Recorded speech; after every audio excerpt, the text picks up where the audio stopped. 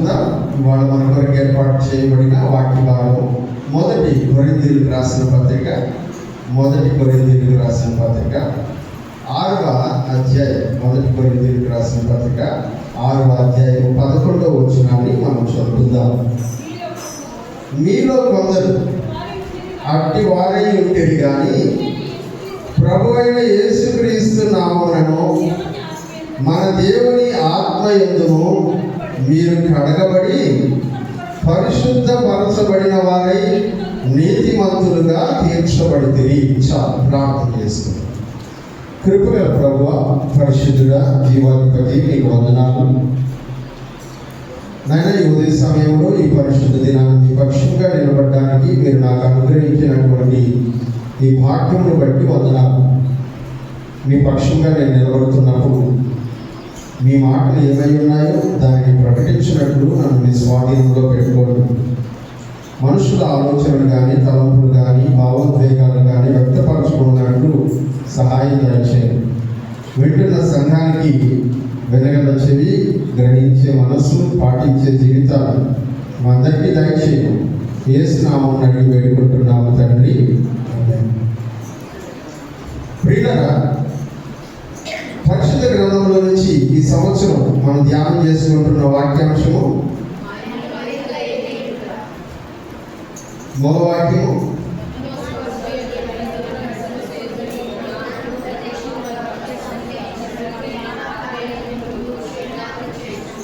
ఎఫెసీయులకు రాసిన పత్రిక మొదటి అధ్యాయము 17 నుంచి 19 వచనాల్లో ఉన్నటువంటి వాక్యాన్ని మూల వాక్యంగా మనము ధ్యానం చేసుకుంటూ ఉన్నాం. ప్రియులారా, ఇందులో భాగంగా మనం గడిచిన కొద్ది రోజులుగా నిన్ను పరిశుద్ధపరచు యెహోవాను నేను అనేటువంటి వాక్యాన్ని ధ్యానం చేసుకుంటూ ఉన్నాం. దేవుడు మనల్ని పరిశుద్ధపరుస్తూ ఉన్నాను అంటూ ఉన్నాడు. యెహోవా మకాదేశ్ అనేటువంటి మాటని మనం ధ్యానం చేసుకుంటూ ఉన్నాం. మోషేకు దేవుడు చెబుతూ ఉన్నాడు తన యొక్క గుణగణాల గురించి. ఆయన బయలుపరుచుకుంటూ ఉన్నాడు. నేను ఉన్నవాడను అన్నాడు. ఆ తర్వాత నేను పరిశుద్ధుడను అన్నాడు. నేను స్వస్థపరచువాడను, యెహోవా రాఫా అన్నాడు. ఇప్పుడు మనము నిన్ను కూడా పరిశుద్ధపరచు యెహోవాను నిన్ను కూడా నేనే పరిశుద్ధపరుస్తున్నాను అని చెప్తూ ఉన్నాడు. ప్రియమైనటువంటి వాళ్ళ, మరి ఆయన పరిశుద్ధపరుస్తూ ఉన్నాను అని చెప్పడంలో భాగంగా మనము ఎలా ఆయన మనల్ని పరిశుద్ధపరుస్తాడు అని ధ్యానం చేసుకుంటూ ఇప్పటి వరకు 2 విషయాలు మనం నేర్చుకోవడం జరిగింది. మొదటిది ఏంటంటే, యేసుక్రీస్తు రక్తము మనలను పరిశుద్ధపరుస్తుంది. రెండవది, దేవుని వాక్యము మనలను పరిశుద్ధపరుస్తుంది. ఇవాళ 3వ అంశాన్ని గురించి మనం నేర్చుకుంటూ ఉన్నాం. అదేంటంటే, పరిశుద్ధాత్మ దేవుడు మనల్ని పరిశుద్ధపరుస్తాడు. హల్లెలూయా, హల్లెలూయా. పరిశుద్ధాత్మ దేవుని గురించి ఇవాళ మనం నేర్చుకోబోతూ ఉన్నాం. పరిశుద్ధాత్మ దేవుడు మనల్ని ఎలా పరిశుద్ధపరుస్తాడు అనే విషయాల గురించి ఇవాళ వాక్యంలో కొంచెం డీటెయిల్గా నేర్చుకునేటువంటి ప్రయత్నం చేద్దాం. ముందుగా పరిశుద్ధ గ్రంథంలో అసలు పరిశుద్ధాత్ముడు అనేటువంటి పదం ఎక్కడ ఉపయోగించబడింది అనేటువంటి వాక్యం దగ్గర నుంచి మనం మొదలుపెట్టి పరిశుద్ధాత్మ దేవుడి యొక్క పని ఏంటి, మన జీవితంలో పరిశుద్ధాత్మ దేవుని యొక్క పని ఏమిటి అనే విషయం వరకు ఇవాళ కొన్ని విషయాలను మనం కొంచెం డీటెయిల్గా నేర్చుకునేటువంటి ప్రయత్నం చేద్దాం. ముందుగా అసలు పరిశుద్ధాత్మ దేవుని గురించి వాక్యంలో రాయబడినటువంటి మొట్టమొదటి వచనాన్ని మనం చదువుదాం. ఆదికాండము 1వ అధ్యాయము 2వ వచనాన్ని మనం చదువుకుందాం. భూమి నిరాకారముగాను శూన్యముగాను ఉండెను, చీకటి అగాధ జలముల మీద కమ్మి ఉండెను, దేవుని ఆత్మ జలముల పైన అల్లాడుచు ఉండెను. ఇది పరిశుద్ధాత్మ దేవుని గురించి బైబిల్ గ్రంథంలో రాయబడినటువంటి మొదటి వచనం. మీరందరూ పరిశుద్ధాత్మ దేవుడు అనగానే కొత్త నిబంధనలు ఎదుగుతా ఉన్నారు. బ్రతకండి, మంచిదే. కానీ పరిశుద్ధాత్మ దేవుడు కొత్త నిబంధన గమనిస్తాం. అందులో ఇక్కడ ఆదికాండము 1వ అధ్యాయం 2వ వచనంలోనే స్టార్టింగ్ లోనే ఆయన గురించి చెప్తూ ఉన్నాడు. దేవుని ఆత్మ జలముల పైన అల్లాడుచు ఉండెను. గత వారం మనం చూసాము, ఆది యందు వాక్యం ఉండెను, వాక్యము దేవుని యొద్ద ఉండెను, వాక్యమే దేవుడై ఉండెను అని చూసాం. అనగా తండ్రి అయిన దేవుడు, కుమారుడైనటువంటి దేవుడు, పరిశుద్ధాత్మ దేవుడు ముగ్గురు కూడా సృష్టికి ముందు నుంచే ఉన్నారు అనేటువంటి విషయం మనము గ్రహించాలి. ఒకవేళ ఇది మీకు కరెక్ట్ కాదు అని అనిపిస్తే ఇంకొక మాటను నేను దేవుని వాక్యంలో నుంచి మీకు చూపించే ప్రయత్నం చేస్తాను. 51వ కీర్తన గ్రంథంలో నుంచి 51వ కీర్తనని మనం చదువుతాం. అందులో ఉండబడినటువంటి ఒక మాటను నేను మీకు జ్ఞాపకం చేస్తాను. 11వ వచనాన్ని చూద్దాం. నీ సన్నిధిలో నుండి నన్ను త్రోసివేయకు.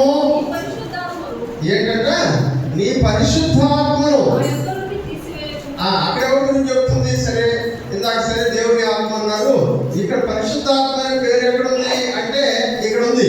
దావీదు గారు చెప్తున్నాడు, నీ పరిశుద్ధాత్మను నా యొద్ద నుండి తీసివేయద్దు. పరిశుద్ధాత్మ దేవుడు మన దగ్గర ఉన్నాడు, మనతో ఉన్నాడు. ఆయన మన దగ్గర నుంచి వెళ్ళిపోనివ్వకుండా జాగ్రత్తగా చూసుకోవాలి. ఆ విషయంలోనికి చివరిలో వద్దాం మనం. కానీ ఇప్పుడు మనం ధ్యానం చేసుకుంటున్నటువంటి అంశం, పరిశుద్ధాత్మ దేవుడు నూతన నిబంధనలో మాత్రమే మనకి బయటపరచబడలేదు.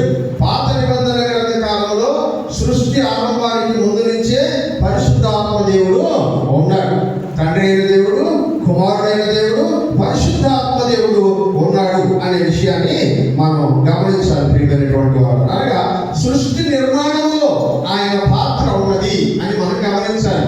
కీర్తనల గ్రంథం 104వ కీర్తనల గ్రంథంలో నుంచి 104వ కీర్తన 30వ వచనాన్ని చూద్దాం. చాలా వచనాలు ఉంటాయి, త్వరగా తీయాలి.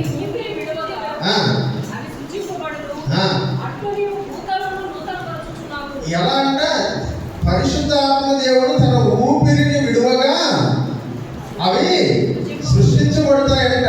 దేవుని యొక్క ఆత్మ తన ఊపిరిని విడవగానే అవి సృష్టించబడతాయి అంటాడు. యోబు గ్రంథం 33వ అధ్యాయము 4వ వచనాన్ని మనం గమనిద్దాం.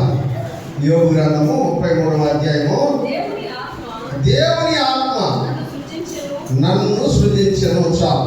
ఎవరంట?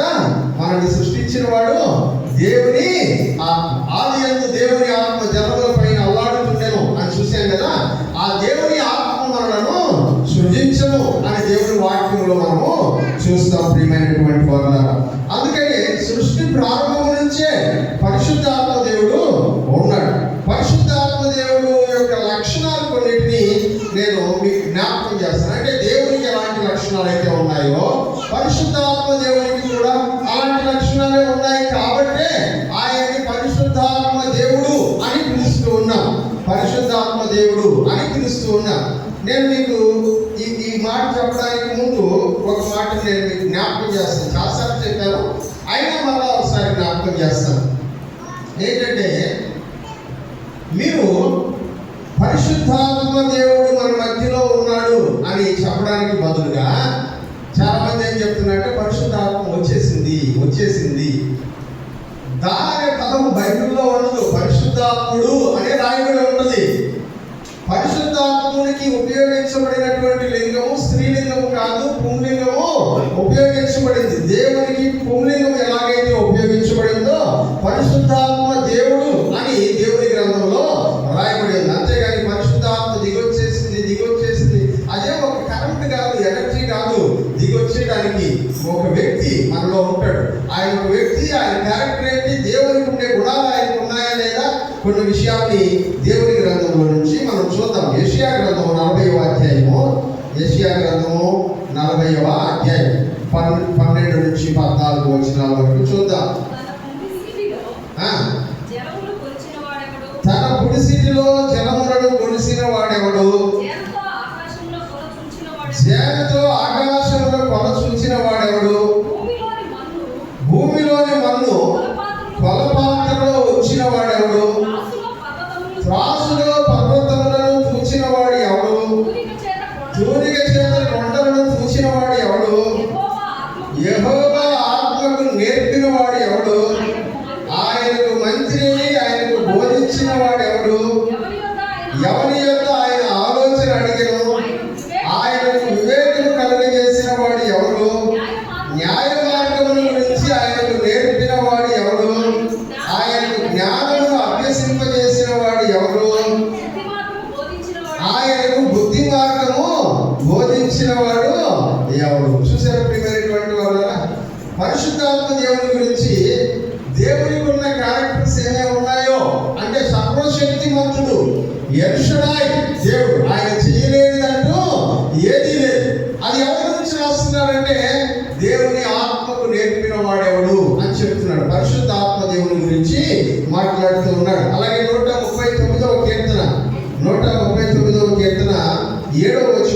ఒక మాటను మనం చూద్దాం. 139వ కీర్తన 7వ వచనం. నీ ఆత్మ యొద్ద నుండి నేను ఎక్కడికి పోయేదను, నీ సన్నిధి నుండి నేను ఎక్కడికి పారిపోవదును. నేను ఆకాశములకు ఎక్కేదని అనుకుంటున్నా, అక్కడను నీవు ఉన్నావు. నేను పాతాళమందు పడుకొనినను, అక్కడను నీవు ఉన్నావు. నేను వేకువ రెక్కలు కట్టుకొని సముద్ర దిగంతములను నివసించినను, అక్కడను నీ చెయ్యి నన్ను నడిపించును, నీ కుడి చెయ్యి నన్ను పట్టుకొను. చూసారా, దేవుడికి ఉండబడినటువంటి శక్తి అంటే అన్ని స్థలాల్లో ఉండగలిగినటువంటి శక్తి దేవునికి మాత్రమే ఉంటుంది. ఆ తర్వాత పరిశుద్ధాత్మ దేవునికి. అందుకని ఈ ఆత్మ యొద్ద నుండి నేను ఎక్కడికి పారిపోదును అని పరిశుద్ధాత్మ దేవుని గురించి మాట్లాడడాన్ని మనం చూస్తాం. జకర్యా గ్రంథము 4వ అధ్యాయం 6వ వచనం. జకర్యా గ్రంథము 4వ అధ్యాయము 6వ వచనంలో, అప్పుడు అతడు నాతో ఇట్లనెను, జెరుబ్బాబెలునకు ప్రత్యక్షమగు యెహోవా వాక్కు ఇదే, శక్తి చేతనైనను బలము చేతనైనను కాక నా ఆత్మ చేతనే ఇది జరుగునని సైన్యములకు అధిపతి యెహోవా సెలవించెను. చూసారా, ఇక్కడ చెప్తున్నాడు ఆయన చేయలేనటువంటిది ఏది లేదు. ఆయన ఓమ్నిపోటెంట్ అంటే ఆయన వల్ల కానిది ఏది లేదు అని చెప్తూ ఉన్నాడు. ప్రియమైనటువంటి వాళ్ళ, ఇవి దేవుని లక్షణాలు. అన్ని చోట్ల ఉండగలగడము, అన్ని స్థలాల్లోనూ అందరితో మాట్లాడగలగడము, అన్నిటినీ చేయగలగడం అనేది దేవుని లక్షణాలు.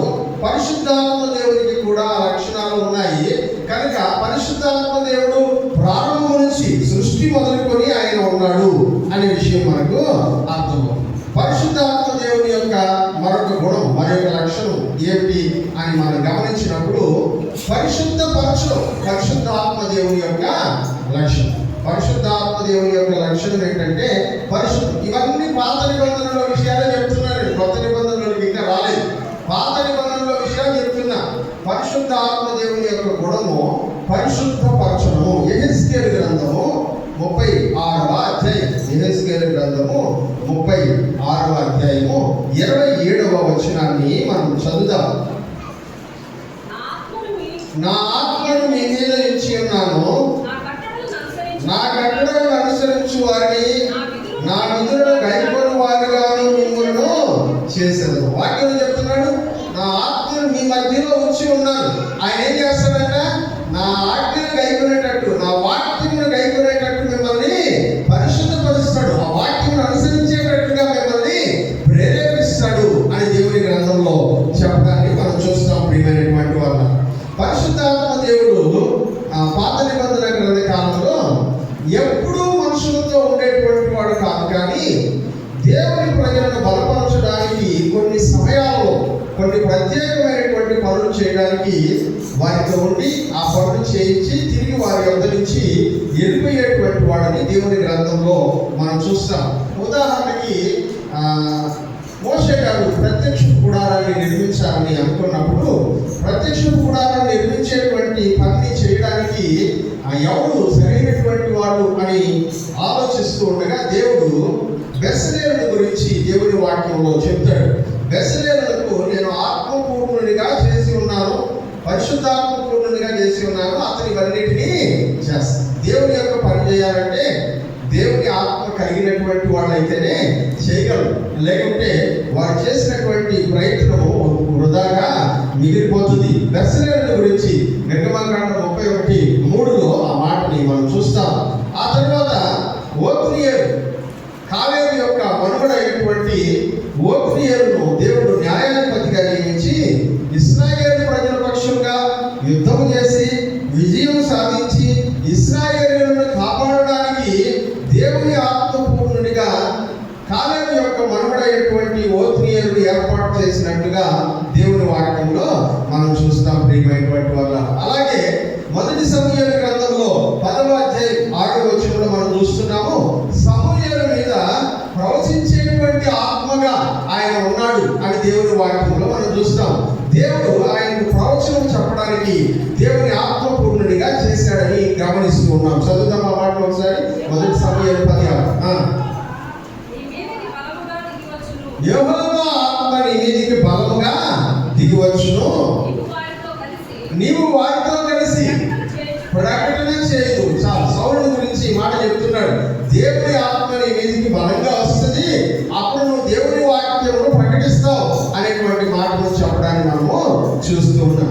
అనగా పరిశుద్ధాత్మ దేవుడు పాత నిబంధన కాలంలో వస్తూ మనుషుల్ని బలపరుస్తూ వారిని విడిచి వెళ్ళిపోతూ తన కార్యం నెరవేర్చిన తర్వాత వారిని విడిచి వెళ్ళిపోతూ ఉన్నట్టుగా దేవుని గ్రంథంలో మనము చూస్తాం ప్రియమైనటువంటి వాళ్ళ. అందుకనే 2వ సమూయేలు గ్రంథం 23వ అధ్యాయం 2వ వచనంలో ఇలా రాయబడి ఉంది.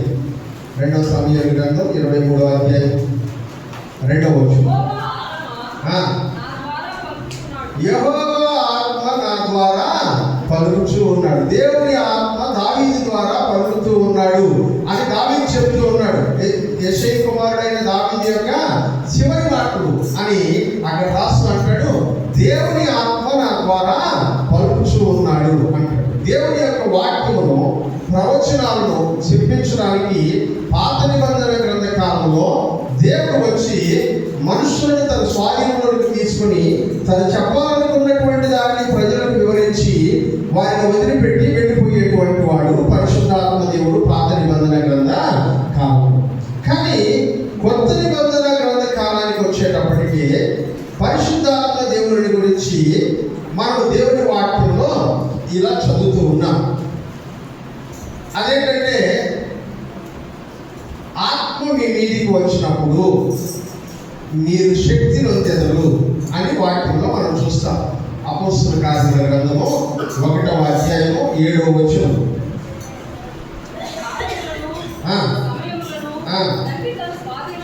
కాలములను సమయములను తండ్రి తన స్వాధీనమందు ఉంచుకొని ఉన్నాడు, వాటిని తెలుసుకోవడం మీ పని కాదు, అయినను పరిశుద్ధాత్మ మీ మీదికి వచ్చినప్పుడు మీరు శక్తి నొందెదరు కనుక మీరు యెరూషలేములోను యోదయ సమరయ దేశముల యందంతటను భూదిగంతముల వరకును నాకు సాక్షులయ్యుందురని వారితో చెప్పు.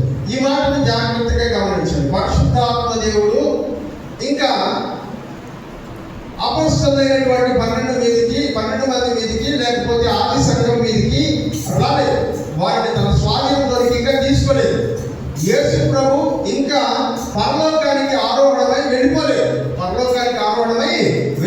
చనిపోయాడు, సమాధి నుంచి లేచాడు. 40 రోజులు వాళ్ళని దర్శిస్తూ ఉండగా ఆ చివరి రోజుల్లో వాళ్ళతో మాట్లాడుతూ యేసు ప్రభు చెప్తూ ఉన్నాడు, పరిశుద్ధాత్మ మీ మీదికి వచ్చినప్పుడు మీరేమవుతారంట, శక్తి నొందుతారు. కనుక పరిశుద్ధాత్మ శక్తితో నిండుకున్న వాళ్ళు ఏం చేస్తారంట,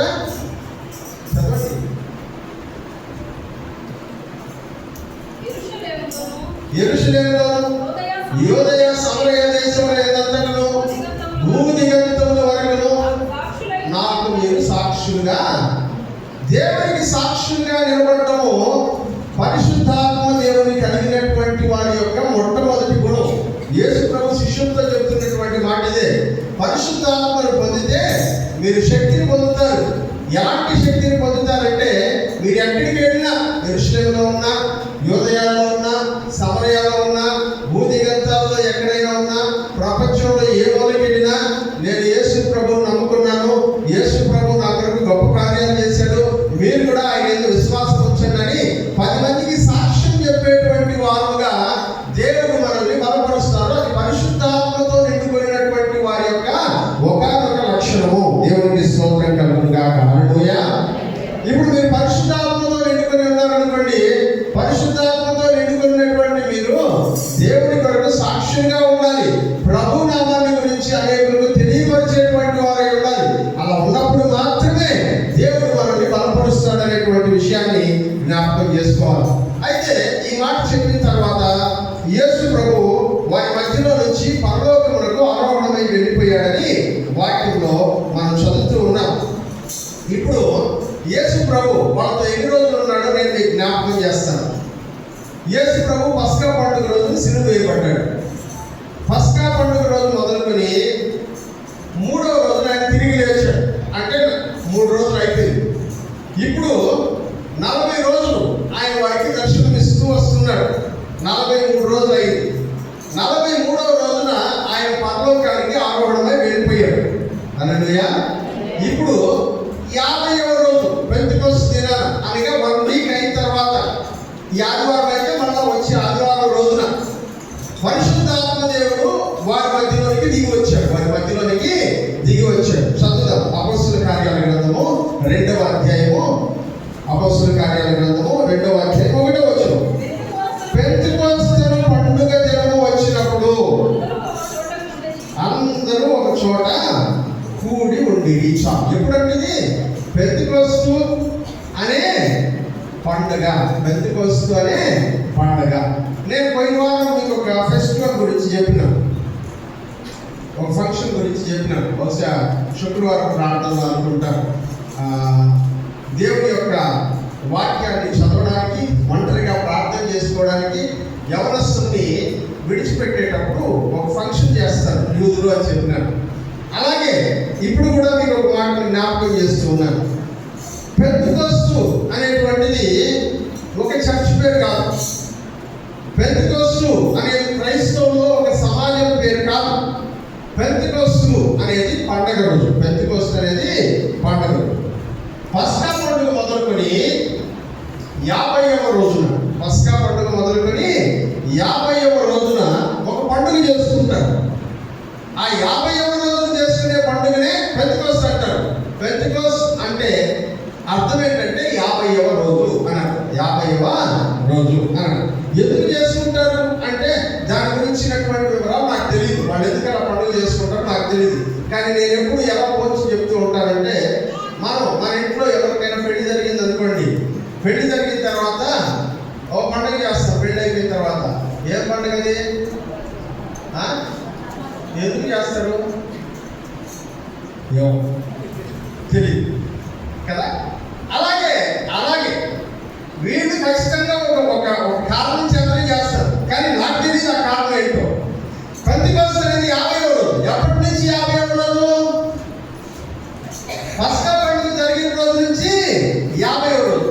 అప్పటిదాకా యూదులు యెరూషలేములో ఉండొచ్చు. అప్పటిదాకా యూదులు బయట నుంచి వచ్చినటువంటి వాళ్ళందరూ యెరూషలేములో ఉంటారు. 50 రోజులు పండుగ వాతావరణమే యెరూషలేములో. బయట నుంచి వచ్చేవాళ్ళు, వెళ్ళేవాళ్ళు, జన సమూహాలు వస్తూనే ఉంటారు కదా. 50 రోజులు. 50వ రోజున ఈ పండుగ చేసేసుకొని తర్వాత వాళ్ళ ఊరికి వాళ్ళు వెళ్ళిపోతారు. ఎలాగైతే 16 రోజుల పండుగ అయిపోయిన తర్వాత పెళ్లి కొడుకుని పెళ్లి కూతురు అసలు పట్టించుకోము మనము, అట్లాగే 50వ రోజు పండుగ అయిపోయిన తర్వాత ఇంకా ఎవరికి వాళ్ళు వెళ్ళిపోతారు. అది పెంతెకొస్తు పండుగ అంటే. ఇప్పుడు ఆ పెంతెకొస్తు పండుగ రోజున పరిశుద్ధాత్మ దేవుడు వారి మధ్యలోనికి వచ్చాడు. వాళ్ళందరూ ఇలా ఒక చోట కూర్చొని ఉన్నారు. మెద్దు మీద ఒక గదిలో కూర్చొని ఉన్నారు. 120 మంది ఉన్నారని లెక్క తెలియదు. ఎంతమంది ఉన్నారంట? 120 మంది ఉన్నారని లెక్క తెలియదు. 15వ వచనం చదవండి. 1వ అధ్యాయం 1:15. ఆ కాలమందు ఇంచుమించు 120 మంది సహోదరులు కూడి ఉండగా ఎంతమంది ఉన్నారంట? 120 మంది ఉన్నారంట. ఆ రోజు రాత్రి 120 మంది కూర్చొని పెట్టి పేతురు గారు వాక్యం చెప్పాడు. వాక్యం చెప్పిన తర్వాత ఇప్పుడు ఒక అపోస్తలుడిని ఎన్నుకున్నారు. ఈ 12 మంది అపోస్తలులు అందరూ ఒక చోట కూడి ఉండగా ఏం జరిగిందంట? ఆకాశం నుండి వీచు బలమైన గాలి వంటి శబ్దము, గాలి కాదు, గాలి వంటి శబ్దము అకస్మాత్తుగా వాడు ఉండే రూమ్ అంతా నిండిపోయిందంట. అంటే వాడు ఉండే రూమ్లో నుంచి సౌండ్ వస్తున్నట్లుగా బయట అంతా తెలియపరచబడింది. అలాగే అగ్ని మంటలు నాలుకలాగా జ్వాలలాగా విభాగింపబడి వాళ్ళందరి తల మీద నిలిచి ఉండను. వారిలో ఒక్కొక్కరి మీద వారగా. ఇప్పుడు అందరూ పరిశుద్ధాత్మతో నిండిన వారై, అందరూ ఏమయ్యారంట? పరిశుద్ధాత్మతో నిండిన వారై వారికి వాక్శక్తిని అనుగ్రహించిన కొలది దేవుని ఆత్మ వాళ్ళకి ఏమి ఇచ్చిందంట? మాట్లాడే శక్తిని అనుగ్రహించిందంట. వాక్శక్తిని అనుగ్రహించిన కొలది వాళ్ళు ఏం మాట్లాడారంట? అన్య భాషలతో మాట్లాడి అని రాశారు. అన్య భాషలు అంటే ఇప్పుడు మీరు వింటున్నటువంటి అన్య భాషలు మాత్రం కాదు. ఎందుకంటే అక్కడ రాసేసారు. ఏమేమి రాశారు, ఎలా మాట్లాడారు, ఏం మాట్లాడారు అనేది కూడా అక్కడ రాశారు. ఇదిగో మాట్లాడుతున్న వీళ్ళందరూ గలిలయులు కాగా 7వ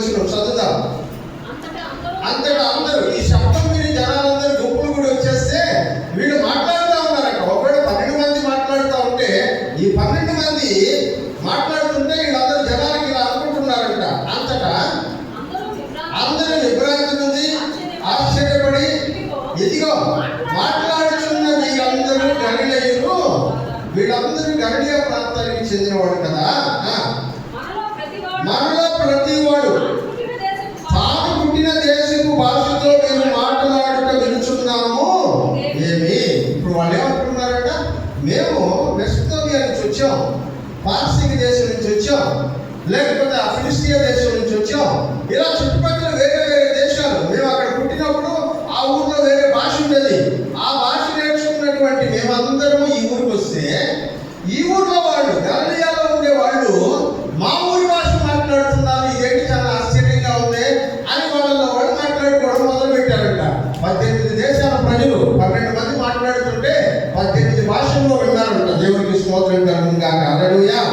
వాళ్ళు ఏ భాషలు ఏమేమి మాట్లాడారంట వాక్యంలో మనం చూస్తూ ఉన్నాం. 11వ వచనం 2వ లైన్లో, మీరు మన భాషలతో దేవుని గొప్ప కార్యములను వివరించుట వినుచున్నామని.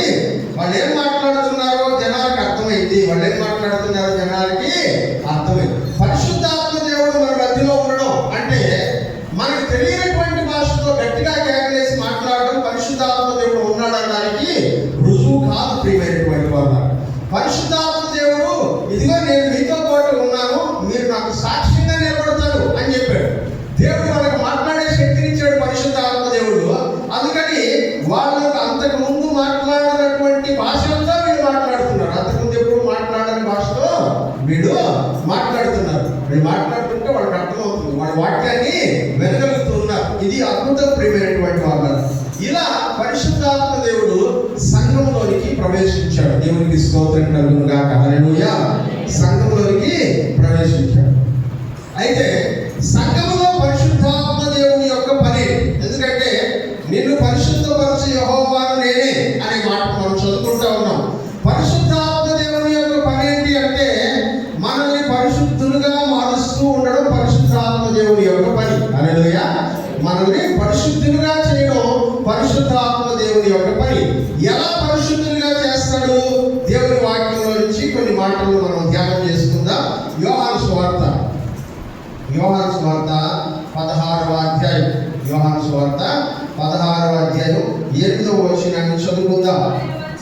ఆయన వచ్చి పాపమును గూర్చియు నీతిని గూర్చియు తీర్పును గూర్చియు లోకమును ఒప్పుకొన చేయును. ఇక్కడ ఎవరి గురించి చెప్తున్నాడంటే పరిశుద్ధాత్మ దేవుని గురించి చెప్తున్నాడు. జాగ్రత్తగా వినండి. 7వ వచనం చదువుదాం. అయితే నేను మీతో సత్యము చెప్తున్నాను, నేను వెళ్ళిపోవడం వలన మీకు ప్రయోజనకరం. నేను వెళ్ళని యెడల ఆదరణకర్త మీ యొద్దకు రాదు అనుందా? రాడు అనుందా? రాడు. నేను వెళ్ళిన యెడల ఆయనను, ఎవరిని? ఆయనను, దాన్ని కాదు, ఆయనను మీ యొద్దకు పంపుదును. ఆయన వచ్చి, చూసారా? నేను ఎవరైతే మన ప్రభు అయినటువంటి యేసుక్రీస్తు చెప్తున్నాడు, నేను వెళ్తాను, నేను వెళ్ళి ఆదరణకర్తను మీ దగ్గరికి పంపిస్తాను, పరిశుద్ధాత్మ దేవుని మీ దగ్గరికి పంపిస్తాను. ఆయన వచ్చి ఏం చేస్తాడంట? ఆయన వచ్చి 3 విషయాల గురించి మీతో మాట్లాడతాడు. 3 విషయాల గురించి మీతో మాట్లాడతాడు. నంబర్ 1 దేని గురించి మాట్లాడతాడంట? పాపముల గురించి మాట్లాడుతాడు. హల్లెలూయా. దేవుడు మనల్ని ఎలా పరిశుద్ధపరుస్తాడు? ఎలా పరిశుద్ధపరుస్తాడు? రోజు స్నానం చేయిస్తాడా? వాక్యం చదువుతున్నా, పాపముల గురించి నీతో మాట్లాడతాడు. హల్లెలూయా. పాపం గురించి మాట్లాడతాడు. నువ్వు చేసే పాపం గురించి ఆయన నీతో మాట్లాడతాడు. కొంతమంది అనుకుంటా ఉంటారు, ఇక్కడ వాక్యం చెప్తుంటాం, నేను చెప్తాను, ఇంకొక దైవజనుడు చెప్తాడు, ఇంకొక దైవజనుడు చెప్తాడు. ఎవరు వాక్యం చెప్పినా సరే కూర్చున్నటువంటి విశ్వాసం వాడు చేస్తున్నటువంటి ఒక పాపాన్ని గురించి ఇక్కడ వాక్యంలో ప్రస్తావిస్తే వాళ్ళు ఏమనుకుంటుంటారంటే, ఈ భాషకు ఎవరో నా సంగతి చెప్పేసినట్టున్నారు, ఈ వాక్యంలో నా గురించే చెప్తా ఉన్నాడు అని అనుకుంటుంటారు. మీకు ఒక విషయం తెలుసా? నేను ఎవరితోనూ మాట్లాడతాను, ఎవరి గురించి మాట్లాడతాను. దేవుడు. రెండోది, ఇట్లా అనుకుంటున్నారంటే నేను సీరియల్ మెసేజ్ చెప్తా, ఎట్లా అనుకుంటున్నారంటే నేను సీరియల్గా చెప్తా వాక్యాన్ని. ఆ మధ్యకాలంలో ప్రతిరోజు వేగులు జామున 5 గంటలకి మైక్లో వాక్యం చెప్పేవాడు. నేను సామెతల గ్రంథాన్ని చెప్తూ ఉండేవాడు. బయట రోడ్డు మీద కూర్చున్నటువంటి వాళ్ళు మాట్లాడుకుంటా ఈ వాక్యం ఫలానా వాళ్ళ కోసం చెప్పినట్టు లేదు అని అనుకుంటున్నారు అన్యులు, దేవుడికి అడిగినటువంటి వాళ్ళు. ఆయన విషయం వాళ్ళ విషయం ఆయనకేం తెలుసు అని వాళ్ళు అనుకుంటుంటే ఆయనకు తెలుసు అనుకునేదానికి అవకాశం లేదు. ఎందుకంటే నిన్నేం చెప్పాడు దాని తర్వాత వచ్చినా ఈరోజు చెప్తాడు ఆయన. కంటిన్యూషన్ ఉంటుంది కానీ వాళ్ళ కోసం స్పెషల్గా. మరి ఎందుకు అర్థమైంది, దేవుని ప్రజలకు ఎందుకు అర్థం కావట్లేదు నాకు తెలియదు. మన గ్రామంలో నేను విన్నటువంటి విషయం, పరిశుద్ధాత్మ దేవుడు దేని గురించి మాట్లాడతాడంట? పాపం గురించి మాట్లాడతాడు. మనం ఒక పొరపాటు చేస్తుంటే, పాపం చేస్తుంటే ఆ పాపం గురించి దేవుడు మాట్లాడతాడు. మాట్లాడేటప్పుడు కొన్నిసార్లు లైట్గా మాట్లాడతాడు, కొన్నిసార్లు చాలా స్ట్రాంగ్గా మాట్లాడతాడు. లైట్గా మాట్లాడినా కూడా మనం సరి చేసుకోగలిగితే మనం ధన్యులం అవుతాం. గట్టిగా మాట్లాడేదాకా తెచ్చుకోకూడదు. దేవుడు గట్టిగా మాట్లాడేటువంటి స్థాయి దాకా మనం తెచ్చుకుంటున్నామంటే మన హృదయాన్ని కఠినపరుచుకుంటున్నామని అర్థం. ఇక్కడ నుంచి దైవజనుడు ఎవరైనా సరే వాక్యం చెప్తున్నప్పుడు ఆ వాక్యం గురించి మనం గమనించాల్సిన విషయం, నేర్చుకోవాల్సినటువంటి విషయం. నా గురించి దేవుడు మాట్లాడుతున్నాడంటే దేవుడు నన్ను గుర్తుపెట్టుకున్నాడు, నన్ను పరిశుద్ధపరుస్తూ ఉన్నాడు. హల్లెలూయా. దేవుడు నన్ను గుర్తుపెట్టుకున్నాడు, నన్ను పరిశుద్ధపరుస్తూ ఉన్నాడు. ఒక మన మందిరంలో పాస్టర్స్ మీటింగ్ జరిగింది. ఎప్పుడు జూలైలోనా? మన మందిరంలో అందరు పాస్టర్స్ వచ్చి జూన్ మన ఏప్రిల్లో చర్చ్ ఓపెన్ చేస్తాం, మేము జూన్లో జరిగింది. జూన్లో పాస్టర్స్ మీటింగ్ జరిగిన టైంలో మన పాస్టర్ గారు జానరాజన్న గారు, జడదేవన్న గారు మీకు అందరికీ తెలుసు. ఆయన నాతో కొన్ని విషయాలు మాట్లాడాడు. పాస్టర్ గారితో మాట్లాడాడు, నాతో మాట్లాడాడు. ఆ విషయాలన్నింటినీ మేము చాలా సీరియస్గా తీసుకున్నాం. ముందు పాస్టర్ గారితో మాట్లాడారు. పాస్టర్ గారు నాకు చెప్పారు, ఇట్లా అన్న ఇలా చెప్పాడు, అన్నతో మాట్లాడడానికి నాకు ధైర్యం సరిపోదమ్మా, నేను ఆయనంత జ్ఞానవంతుని కాదు, ఆయనకున్నంత వాక్య పరిజ్ఞానం నాకు లేదు, కానీ ఎందుకో దేవుడు నన్ను చెప్పన్నాడు, నేను మీకు చెప్తున్నాను అని చెప్పాను. ఆ వాక్యం ఆ దైవజనుడు చెప్పిన మాటలు విన్న తర్వాత మా కుటుంబం అంతా కూడా కొన్ని విషయాల్లో జాగ్రత్త పడుతూ వాక్యానుసారంగా మేము ఎక్కడ తప్పిపోయామో పరిశీలన చేసుకుంటూ ముందుకు నడుస్తూ ఉన్నాం. నెక్స్ట్ మంత్లో అన్నగారు జూలై నెలలో మన మందిరంలోకి వచ్చారు. జూలై నెలలో వచ్చినప్పుడు నేరుగా నాతో మాట్లాడాడు. అన్న ఒకసారి ఇట్లా మాట్లాడారు కదా, నాకు తెలియదు అని నేను అడిగితే అన్న నాతోనే, అవును తమ్ముడు నాకు ఇలా అనిపించింది, దేవుడు నన్ను చెప్పమన్నాడు. చాలా కాలం నుంచి చెప్తున్నాడు కానీ నేనే ఆయనకి మన వెంటనే చెప్పేది అని అనుకుంటా ఉన్నాను. కానీ ఎందుకో దేవుడు ఈసారి అలా కాదు చెప్పేమన్నాడు, అందుకని నేను కొన్ని విషయాలు చెప్తున్నాను మీకు అని చెప్పాడు. ఆయన చెప్పిన విషయాలన్నింటినీ కూడా నేను మరలా జ్ఞాపకం చేస్తాను. ఎందుకంటే ఒక రోజంతా, ఒక రాత్రి ఒక పగులు ఆయనతో ఉండేటువంటి టైం ప్రతి నెల నాకు దొరుకుతుంది. ముందు రోజు వచ్చేస్తారు ఆయన పాస్టర్స్ మీటింగ్కి. రాత్రి అంతా మేమిద్దరం ఒకే రూమ్లో పడుకుంటాం. రాత్రి 12-1 గంట అవుతుంది మేము మాట్లాడుకొని ప్రేయర్ చేసుకుని పడుకునే లోపల. అవి ఆయన చెప్పిన తర్వాత ఆగస్టు మాసంలో ఆయన వచ్చి నాతో అన్నాడు, తమ్ముడు దేవుడి మాటను నువ్వు అనుసరిస్తూ ఉండడాన్ని చూసి నిన్ను దీవించడానికి ఆయన ఇష్టంలో ఉన్నాడు, ఇది కూడా ఆయన నన్ను చెప్పమన్నాడు అని చెప్పాడు. హల్లెలూయా. ఇది ఆయనకెలా తెలుసు? మనం అనుసరిస్తున్నామా లేదా ఆయనకెలా తెలుసు? దేవుడు చెప్పమంటే చెప్తాడు, దేవుని ఆత్మ ప్రేరేపణ చేత చెప్తాడు.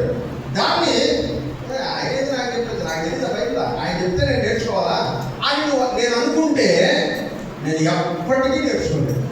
హల్లెలూయా.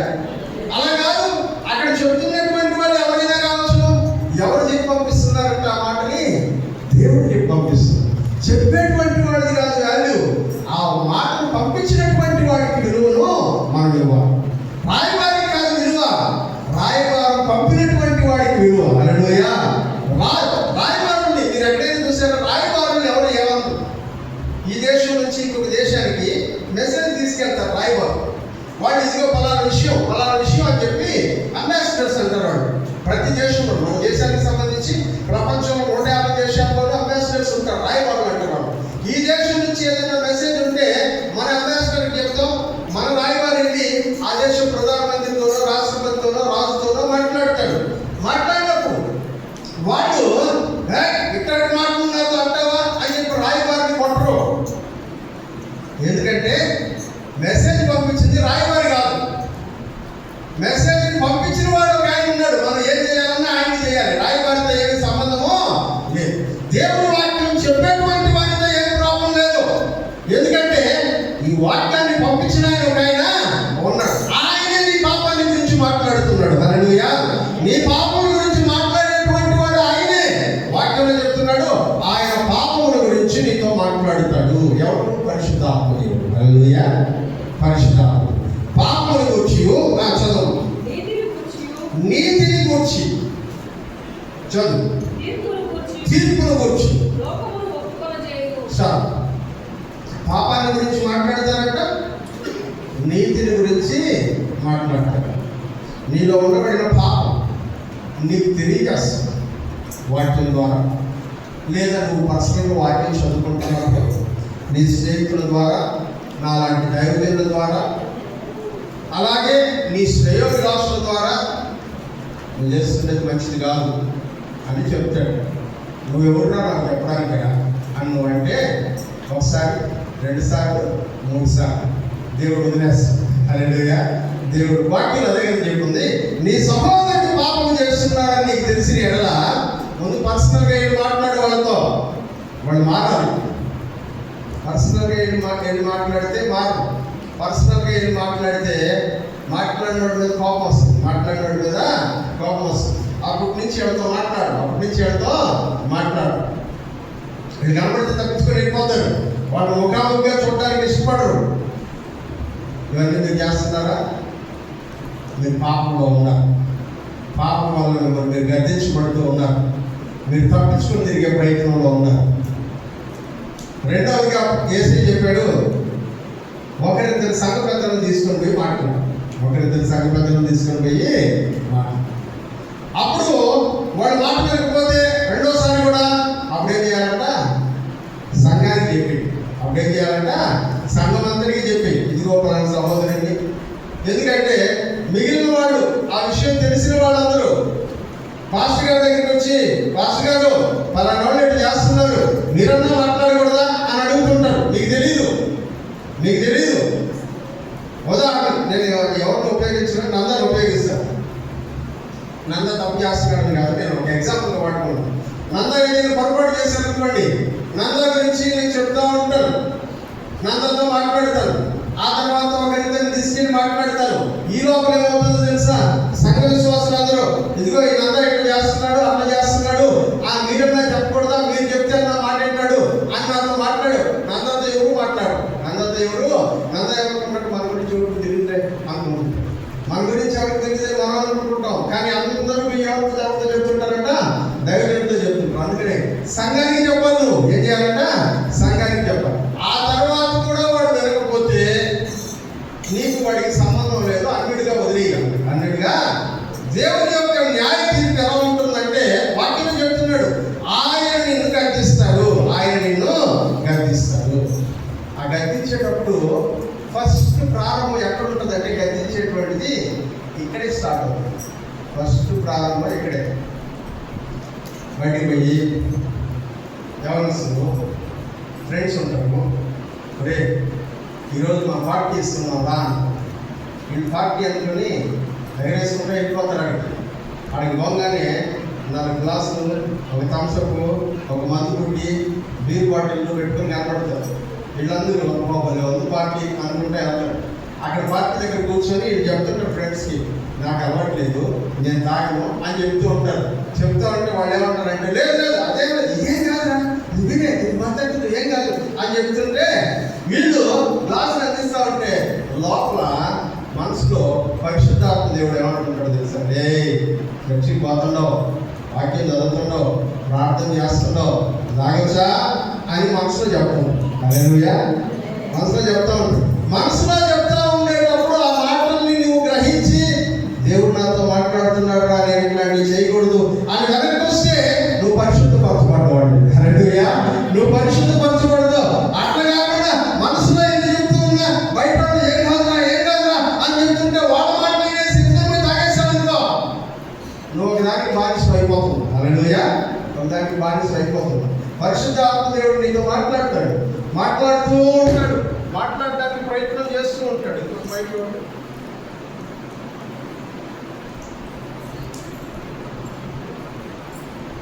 పరిశుద్ధాత్మ దేవుడు మాట్లాడడానికి ప్రయత్నం చేస్తూ ఉంటాడు. ఒకసారి అయిపోయింది, రెండోసారి అక్కడ తాగేసి 7 దాకా వచ్చే లోపల ఇక్కడ ఇంకొక స్టోరీ జరుగుతుంటుంది మన ఇంట్లో. ఏంటా స్టోరీ అంటే నాయన వచ్చి చెప్తా ఉంటాడు, ఇదిగో వాడు చూడు తాగేసి పడిపోతున్నాడు. ఎవరి గురించో చెప్తుంటాడు, ఎవరి గురించో చెప్తుంటాడు. వీడికి అర్థం వాడిని కాళ్ళు చేతులు ఎరుపుట్టి పెట్టాలి వాళ్ళ అమ్మ నాయన అని మాట్లాడుతుంటే వీడికి మనసులో నేను ఇందాక చెప్పానా తాగితే నీకు ఎంత అవుతుందో, ఇదిగో నేనే నీకు చెప్పింది ఇందాక మీ నాయన నిన్ను కాళ్ళు చేతులు ఎరుపుట్టి బయట పారేస్తాను అన్నాడు. నువ్వు ఏంటంటే ఎవరు మాట్లాడుతున్నారు లోపం చెప్పి? పరిశుద్ధాత్మ దేవుడు. హల్లెలూయా. పరిశుద్ధాత్మ దేవుడు మాట్లాడు. అయినా సరే పట్టించుకోకుండా వెళ్ళిపోతా ఉంటే నీ విషయం అందరికీ తెలిసిపోతుంది, నీ విషయం అందరికీ తెలిసిపోతుంది. అందుకనే దేవుడు నీతో మాట్లాడుతున్నాడు. పరిశుద్ధాత్మ దేవుడు నిన్ను పరిశుద్ధపరిచేటువంటి క్రమంలో ఉన్నాడు, నిన్ను పరిశుద్ధపరిచేటువంటి క్రమంలో ఉన్నాడు. అందుకనే పాపాన్ని గురించి నీతో మాట్లాడతాడు, పాపాన్ని గురించి నీతో మాట్లాడు. నాకు కొంతమందిని చూస్తే చాలా ఆశ్చర్యంగా ఉంటుంది. ప్రవచనాలు చెప్తుంటారు కొంతమంది దైవజనులు, మంచిది. దైవజనులు చాలా మంది జరుగుతున్న విషయాలు ప్రవచనాలుగా దేవుడు చెప్పమన్నప్పుడు చెప్తుంటారు, మంచిది, నేను కూడా దాన్ని అభినందిస్తాను. కానీ కొంతమంది వాళ్ళ ప్రవచనాల విషయంలో నాకు చాలా ఆశ్చర్యం కలుగుతూ ఉంటుంది, ఇబ్బంది కలుగుతూ ఉంటుంది. ఏంటా ఇబ్బంది అని అంటే, సురేష్ నా దగ్గరికి వచ్చాడు, ప్రార్థన చేయమని నా దగ్గరికి వచ్చాడు. సార్ నాకు ఒక జాబ్ కావాలి, నా కోసం ప్రార్థన చేయండి అని అన్నాడు. నేను సురేష్ కోసం ప్రార్థన చేస్తున్నాను. సురేష్ కోసం ప్రార్థన చేస్తూ ఉంటే ఇటు తిరిగినాను. నేను పరిశుద్ధాత్మతో నింపబడినప్పుడు సురేష్ జాబ్ కోసం ప్రార్థన చేయమని నన్ను చెప్పగానే, ప్రభువా ఇదిగో సురేష్ కోసం నేను ప్రార్థన చేస్తున్నాను అనగానే ముందు మనవాడిని ఆ అమ్మాయితో జరగడం మానేది, వాడు ఎవరితో జరగడం కానీ ఎవరికి చెప్తాను, ఆ అమ్మాయితో జరగడం మానేది, ఆ తర్వాత జాబ్ ఇస్తానని చెప్పు అన్నాడు. ఇప్పుడు నేను ప్రవచనకర్తను అయితే ఏం చెప్పాలా? సురేష్ దేవుడు నీకు జాబ్ ఇస్తాడు, కానీ ఇదిగో నువ్వు పొరపాటు చేస్తున్నావు, అందువల్ల దేవుడు నీకు జాబ్ ఇవ్వడం లేదు, ఇదిగో పలానా దాన్ని నువ్వు దిద్దుకో అని నేను చెప్పాలి. కానీ చెప్పను. ఈ రోజులో ప్రవచన దేవుడు నీకు ఆశీర్వదిస్తున్నాడు, ఇదిగో రేపే ఎల్లుండే. మరి అది చేసిన పాపం సంఖ్య పరిశుద్ధాత్మ దేవుడు దాన్ని గర్తించడా? పరిశుద్ధాత్మ దేవుడు ఆ పాపాన్ని గుర్తు తెచ్చుకోడా? నేను దీవించడానికి ముందు పరిశుద్ధాత్మ దేవుడు నీలో నుంచి ఆ పాపాన్ని తీసేయాలని అనుకోడా? అలా అనుకోకపోతే ఆయన పరిశుద్ధాత్మ దేవుడు ఎలా అవుతాడు? పరిశుద్ధతను నీలో నింపి పరిశుద్ధతతో ఆశీర్వాదం ఇవ్వడం లేదా పరిశుద్ధాత్మ దేవుడి యొక్క పని. అందుకనే ఆయన పాపం గురించి నీతో మాట్లాడతాడు, పాపం గురించి నీతో పాపం గురించి నీతో మాట్లాడతాడు. పాపం గురించి మాట్లాడకుండా ఆశీర్వాద ప్రవచనాలు స్వీకరించబడకూడదు, ఆశీర్వాద ప్రవచనాలు స్వీకరించబడకూడదు. ప్రియులకు రెండవదిగా వాక్యంలో చెప్తున్నాడు, నీతిని గురించి మాట్లాడతాడు. దేని గురించి మాట్లాడతాడంట? నీతిని గురించి మాట్లాడతాడు. చదువుదాం, కింద మరొక వచనం ఉంది, దాన్ని కూడా మనం చూద్దాం.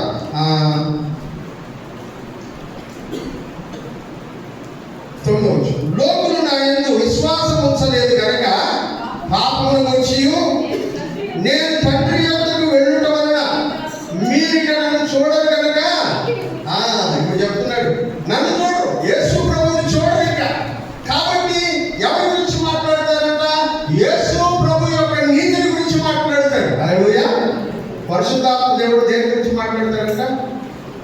యేసు ప్రభు యొక్క నీతిని గురించి మనతో మాట్లాడతాడు. నిన్ను నీతిమంతుడిగా మార్చడానికి ఆయనలాగా ఉండాలా, ఆయనలాగా ఉండాలా, ఆయనలాగా ఉండాలా అని దేవుని యొక్క నీతిని మనకు వివరిస్తూ ఉంటాడు పరిశుద్ధాత్మ దేవుడు. 3వ చదువు, తీర్పు గురించి. ఈ లోకాధికారి తీర్పు పొంది ఉన్నాడు కనుక తీర్పుల గురించి నిన్ను ఒప్పుకొని లోకాధికారి ఆల్రెడీ తీర్పు పొందేశాడు. అగ్నిగుండమే వారి వరకు నియమించబడి ఉంది. యోధా పత్రికలో మనం ఆ మాట చదువుతాం, యాకోబు పత్రికలో మనం ఆ మాట చదువుతాం. ఇదిగో అపవాది కొరకు, వారి యొక్క సమూహం కొరకు దేవుడు అగ్నిగుండాన్ని ఏర్పాటు చేసేసాడు. ఆ అగ్నిగుండానికి వెళ్ళిపోతున్నాడు. ప్రయత్నం ఏంటంటే పోయేటప్పుడు ఒకడే పోకుండా మనల్ని అందరూ లాక్కుపోవాలి. అది ప్రయత్నం. ఆ ప్రయత్నానికి నువ్వు నేను తలెత్తితే మనం కూడా అగ్నిగుండంలోకి వెళ్ళిపోతాం. అందుకని దేవుడు తీర్పుల గురించి మాట్లాడతాడు. అపవాదికి జరిగిన తీర్పుల గురించి, అపవాదిని వెంబడించేటువంటి వారి తీర్పుల గురించి, ఇదిగో అపవాది యొక్క పనులు చేసేటువంటి వాళ్ళ యొక్క తీర్పుల గురించి దేవుడు మాట్లాడతాడు. అందుకని ప్రకటన గ్రంథం అంతా తీర్పుల గురించి చెప్పబడి ఉంది. ప్రియమైనటువంటి వాళ్ళ పరిశుద్ధాత్మ దేవుడు తీర్పుల గురించి ఏం చేస్తాడంట? ఒప్పుకునేటట్టు చేస్తాడు. ఏం చేస్తాడంట? నీ పాపాన్ని ఒప్పుకునేటట్టు చేస్తాడు, దేవుని నీతిని ఒప్పుకునేటట్టు చేస్తాడు, అలాగే రాబోతున్నటువంటి న్యాయ తీర్పుల గురించి ఒప్పుకునేటట్టు చేస్తాడు. ఇవి చేయడం ద్వారా ఆయన మనల్ని ఏం చేస్తున్నాడంట? పరిశుద్ధపరుస్తూ ఉన్నాడు. వీటిని చేయడం ద్వారా ఆయన ఏం చేస్తున్నాడంట? పరిశుద్ధపరుస్తూ ఉన్నాడు అని వాక్యంలో మనం చూస్తాం. చదువుదాం. 2 కొరింథీయులకు రాసిన పత్రిక 3వ అధ్యాయం 18వ వచనం. 2 కొరింథీయులకు రాసిన పత్రిక 3వ అధ్యాయం 18వ వచనం. మనమందరము ముసుగులేని ముఖముతో ప్రభు యొక్క మహిమను అర్థం వలె ప్రతిఫలింపజేయచ్చు, మహిమ నుండి అధిక మహిమను పొందుచు, ప్రభువుకు ఆత్మ చేత ఆయన పోలికగా. పరిశుద్ధాత్మ దేవుడి పని ఏంటంట? మనల్ని ఆయన లాగా మార్చడం పరిశుద్ధాత్మ దేవుడి పని. మన మనసులో ఉంటూ, మనతో మాట్లాడుతూ, మనల్ని గద్దిస్తూ, మనల్ని సరిచేస్తూ, ఆయనలాగా యేసు ప్రభులాగా మార్చడం పరిశుద్ధాత్మ దేవుని యొక్క పని. ఆయనలాగే ఉండాలి, ఆయనలాగే నడవాలి. అది పరిశుద్ధాత్మ దేవుని యొక్క పని. రూపాంతరము చెందించుట అని చివరిగా మనలో నుంచి ఆయన ఏం ఆశిస్తాడంటే? ఆత్మఫలం ఆశిస్తాడు. ఏం ఆశిస్తాడంట? ఆత్మఫలం. పరిశుద్ధాత్ముడు మనలో ఉంటే వచ్చేటువంటి ఫలమును ప్రభువు మనలో ఉండేటట్లు చేస్తాడు పరిశుద్ధాత్మ దేవుడు. ఆత్మఫలం ఏమనగా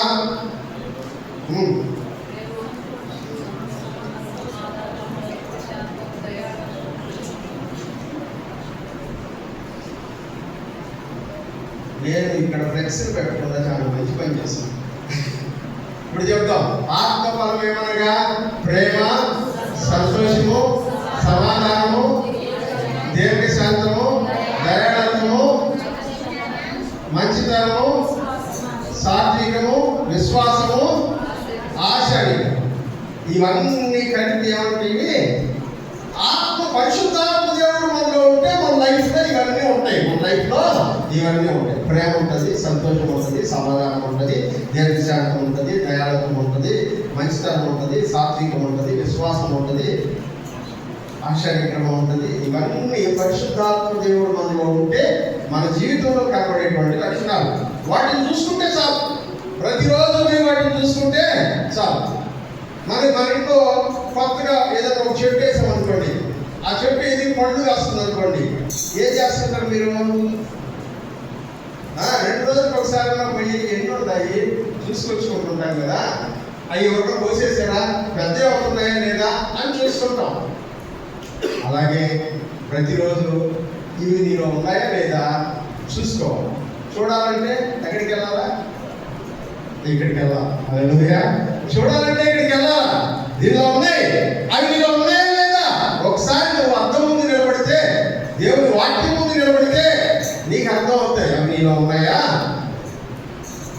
పరిశుద్ధాత్మ దేవుడు మనల్ని పరిశుద్ధపరుస్తాడు. అందుకని ఆత్మను ఆత్మకుడి అనే మాట మనం చూస్తాం. 1 దశలోనికేయులు రాసినటువంటి పత్రిక 5వ అధ్యాయం. 1 దశలోనికేయులు రాసిన పత్రిక 5వ అధ్యాయం. అక్కడ చెప్తున్నాడు ఆత్మను ఆత్మకుడి. అంతే, అయిపోయింది. ఆత్మను ఎప్పుడు ఆడుతున్నావు? ఆత్మని ఎప్పుడు ఆడుతున్నావు? ఇందాక చెప్పారు కదా, లోపల నుంచి పరిశుద్ధాత్మ తప్పు చేయబాకు అంటే అని చెప్పి మనం చేయాల్సింది మనం చేస్తూనే ఉంటాం. మనం చేయాల్సింది ఓసారి, 2 సార్లు, 3 సార్లు పరిశుద్ధాత్మ దేవుడు నిన్ను గద్దిస్తున్నా కూడా, వాక్యాన్ని చూపిస్తున్నా కూడా, పక్కన వాళ్ళకి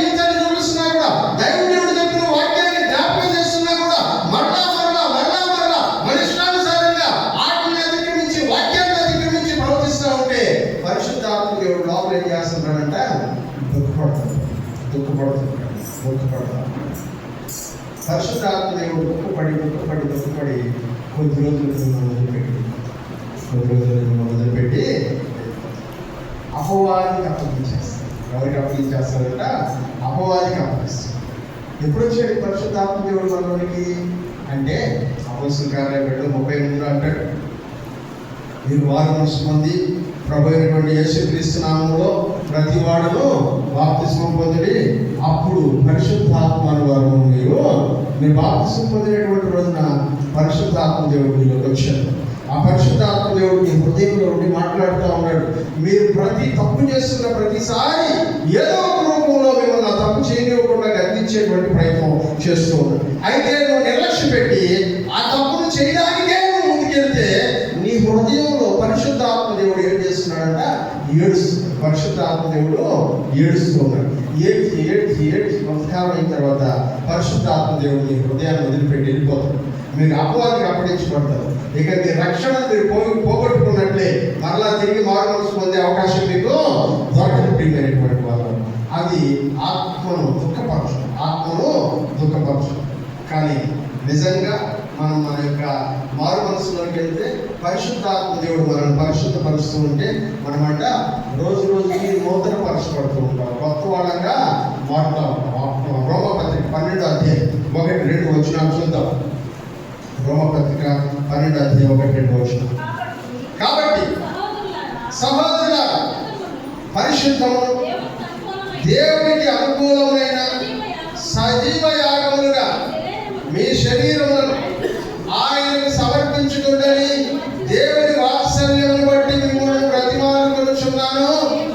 ఇంటి సేవ మీకు యుక్తమైనది. మీరు ఈ లోక మర్యాదను అనుసరించగా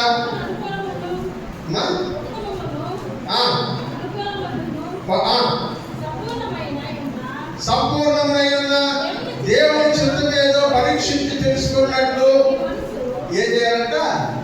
మీ మనస్సు మారి నూతన మగుట వలన రూపాంతరము. ఏం మారాలంటే ఇప్పుడు పరిశుద్ధాత్మ దేవుడు పాపాన్ని గురించి మనకు చెప్తుంటే మారాల్సింది చర్చి కాదు. ఇక్కడ పాపం గురించి చెప్తే ఆ చర్చి కాదు, అక్కడ పాపం గురించి చెప్తే ఇంకో చర్చి కాదు, అక్కడ పాపం గురించి చెప్తే ఇంకో చర్చికి వెళ్తాం. లాస్ట్లో ఏ చర్చి ఉండదు. లాస్ట్లో ఏ చర్చి? మారాల్సింది చర్చిని కాదు, మారాల్సింది ఏంటంటే హృదయం. మీ మనస్సు మారి కొత్తదవ్వాలంట. మీ మనస్సు కొత్తదవుతూ ఉండాలి. ఇదిగో ఈ పాపం దేవుడు నీతో ఈరోజు మాట్లాడితే మీరు మారి ఈ పాపం ఇంకా చేయకూడదు అనుకుని బలమైన నిర్ణయం తీసుకొని దేవుడికి అప్పగించుకొని, ప్రభా ఈ పాపం నేను చేయకుండా నన్ను కంట్రోల్ పెట్టు అని దేవుడిని అప్పగించుకుంటే మీ మనస్సు మారుతుంది. ఇక ఆ పాపం జోలికి మీరు వెళ్ళరు. అప్పుడు మరొక పాపములు దేవుడిని జ్ఞాపకం చేస్తాడు. జీవితంలో అనేకమైన బలహీనతలు పొరపాట్లు ఎదురవుతూ ఉండగా వాటన్నిటినీ దేవుడు మీకు జ్ఞాపకం చేస్తూ రోజు రోజుకి మిమ్మల్ని కొత్తవాడిగా చేస్తూ యేసుక్రీస్తు రాకడలో ఆయన వలె మనల్ని మారుస్తాడు. హల్లెలూయా. అది పరిశుద్ధాత్మ దేవుడి పని. పరిశుద్ధాత్మ దేవుడి యొక్క అతి ప్రాముఖ్యమైనటువంటి పని నిన్ను పరిశుద్ధపరచడము. నిన్ను మీ మనస్సు మారి నూతన మగుట వలన మీరేమవ్వాలంట? రూపాంతరము చెందాలి. కంప్లీట్గా మారిపోవాలి. ఎలా మారిపోతారు అంటే మోషే గారు కొండ మీదకి వెళ్ళినప్పుడు దేవుడి సన్నిధిలో 40 రోజులు ప్రార్థనలో కూర్చున్నాడు. ఆయన కొండ మీద నుంచి కిందికి దిగి రాగానే జనాలంట ఆయన ముఖము చూడలేదు, ముసుగేసుకోవచ్చు. మార్పు ఎంత మార్పు అంటే 40 రోజుల క్రితం చూసిన మోషే ఇప్పుడు చూసే మోషేకి ఎంత తేడా.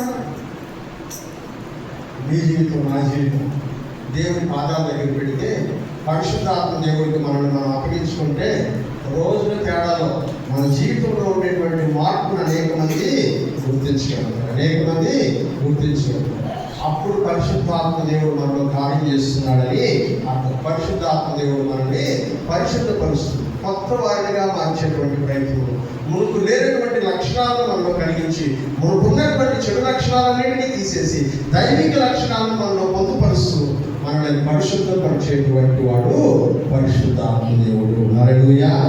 ఆ పరిశుద్ధాత్మ దేవుడు ఇప్పటిదాకా మీతో ఎన్నిసార్లు మాట్లాడుకుంటాడు నాకు తెలుసు. బాప్తిసం పొందినప్పుడు రక్షించబడింది మొదలుకొని ఈ రోజు దాకా మీతో మాట్లాడుతూనే ఉన్నాడు. కొంతమందితో మాట్లాడడం ఆపేసాడేమో నాకు తెలియదు, కొంతమందితో మాట్లాడడం ఆపేసాడేమో నాకు తెలియదు. నేను ఉదయాన్నే ఇంట్లో నుంచి బయలుదేరి వచ్చేటప్పుడు నేను ఇంట్లో నుంచి జస్ట్ బయటకు అడుగు పెడుతుండగానే నా ప్రార్థన ఏంటో తెలుసు, ప్రభా బయటకు వెళ్తున్నాను, చాలా ఇబ్బందులు ఉంటాయి, చాలా ప్రాబ్లమ్స్ ఉంటాయి, అపవాది చాలా రకాలుగా ఇబ్బంది పెడతాడు, నేను అపవాది శోధనలో పడుకోకుండా ఉండేటట్టు నన్ను నువ్వే స్వాధీనంలో, ఇంటికి తిరిగి వచ్చేదాకా నన్ను నువ్వే స్వాధీనంలో. ఇదే నా ప్రార్థన.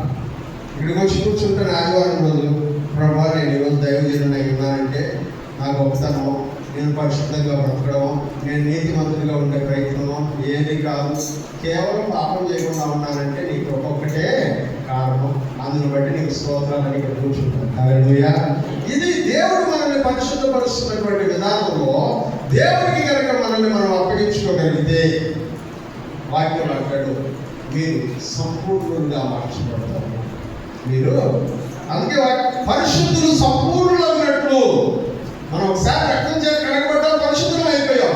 పరిశుద్ధుల్ని సంపూర్ణులు చేసేటువంటి పని ఎవరిదంట? పరిశుద్ధాత్మ దేవుడి పని. అందుకని ఆయన అన్నాడు, నిన్ను పరిశుద్ధపరచే యెహోవాను.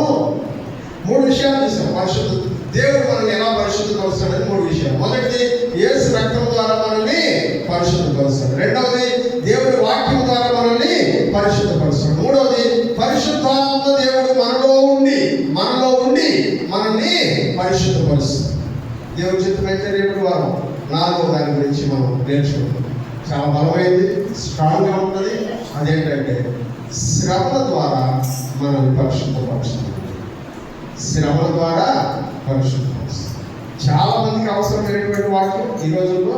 దేవుడు తప్పకుండా మనం అనేక మందిని దర్శిస్తాడని నమ్ముతున్నాను. తనలో క్రీడ ప్రార్థన చేసుకుందాం. చెప్పబడినటువంటి ఈ వాక్యంతో ప్రార్థన చేసుకుందాం. మన మధ్యలో ఉన్న తెలిసి ప్రార్థన చేస్తాం.